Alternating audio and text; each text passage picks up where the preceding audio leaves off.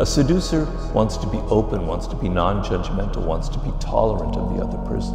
What's an anti-seducer? They're people who have a talent for repelling others. They talk too much. They know everything. They just talk about themselves. They're difficult. So anti-seducers are too self-involved. They're too worried about themselves. It shows that you're only interested in yourself.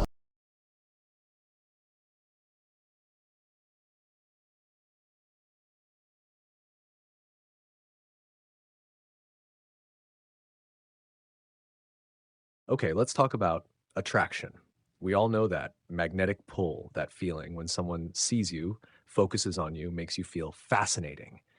That's the seducer's magic, the art of making someone feel uniquely desired. But lurking in the shadows, like the party guest who drains the energy from the room, is their evil twin, the anti-seducer. Forget charm, forget subtlety. The anti-seducer is a masterclass in repulsion. They're not just bad at flirting, they actively push people away.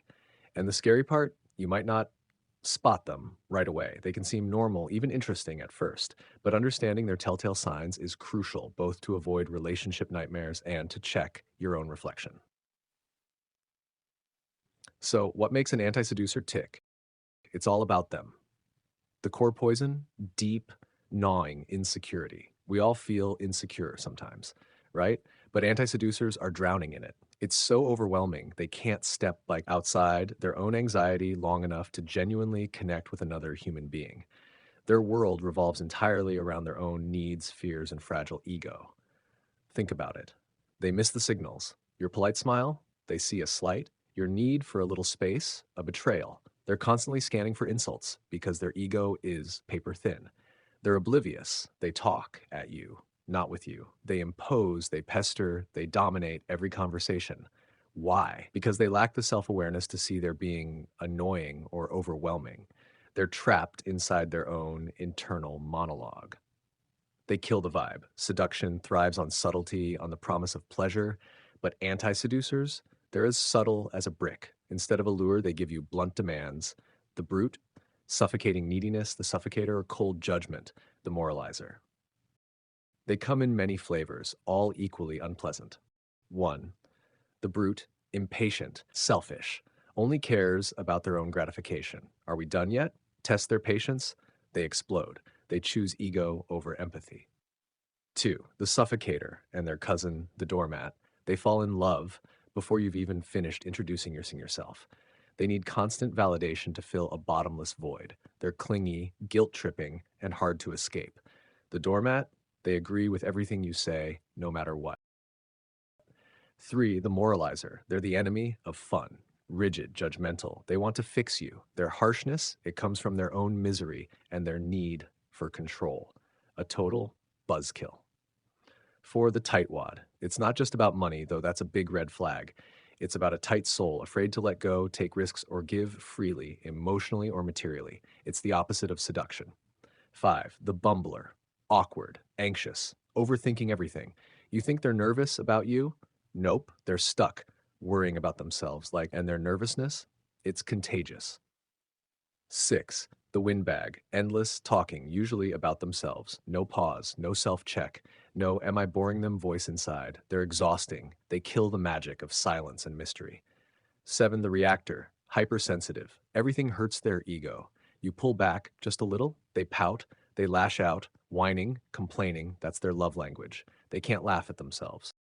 8. The vulgarian, no sense of taste, no sense of timing, loud, tacky, impulsive. They blurt secrets, they act real, but it's just radical selfishness. Now, here's the uncomfortable truth. We all have some anti-seducer traits inside us. Maybe you ramble when you're nervous. That's the windbag. Maybe you get too defensive. That's the reactor. Maybe you're a little too quick to judge. That's a touch of the moralizer. So, what can you do? Self-awareness is key. That moment when you realize you've been talking for 10 minutes straight, that's gold. Catch it. Stop. Cut out the big sins, being emotionally stingy, constant negativity, ignoring the other person's cues. These are seduction killers. Work to reverse them.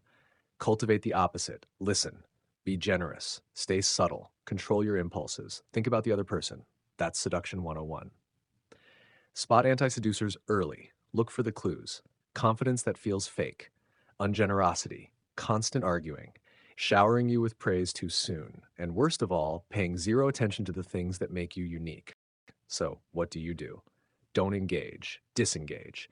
Arguing with a windbag just fuels them. Explaining yourself to a reactor gives them ammo. Trying to please a suffocator, you'll get trapped. Use indifference. That's your power. They feed on any reaction, even your pity. Stay polite, stay brief, stay emotionally detached. Then, exit quietly, pay them no attention. Set firm boundaries. Do it early, before they hook you in. Be clear, be calm, then be gone. The takeaway: don't be the crab. The anti-seducer is like a crab, armored, defensive, hiding under the sand. It survives, but it doesn't live. It can't charm, it can't surprise, it can't connect. Understanding the anti-seducer isn't just about avoiding toxic people. It's about seeing what we might be when we stop paying attention. So catch yourself, be more aware, stay curious, stay generous, and most of all, don't be the emotional black hole. Go find someone who actually sees you.